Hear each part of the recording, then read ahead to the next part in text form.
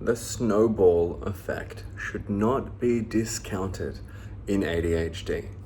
And specifically what I'm referring to here is how when one thing goes wrong, and that makes the next thing go wrong, and then the next thing, and then the next thing.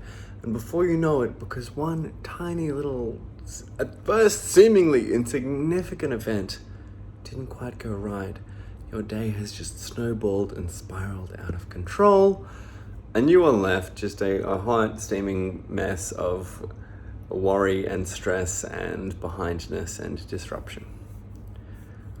And really what I want to talk about here is how inevitable this is.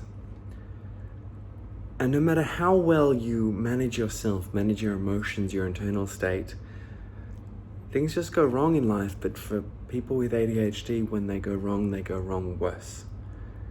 And, I'm heading out the door and I forget my keys, so I have to go back inside to double check, and that means that I'm late for the bus, and then that means that not only am I late, but I'm worrying about the next thing that I'm going to miss. And maybe that's not the best example, but these things, they just add up constantly. And what happens is that once we get a little bit frustrated or like a little bit annoyed, we begin making worse decisions. Because we're upset, we're distressed, our brain is not working as effectively. And the more that we rush, the more rushed and frantic we become, the less present we are. The worse each decision that we're making is. and that just means that the next thing is more likely to go wrong. And so what do? Well, we must break the cycle. First and foremost, we must break this cycle, this pattern.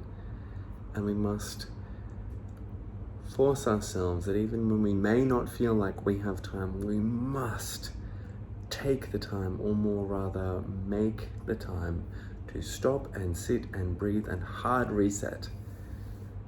Especially when it feels like we can't afford to.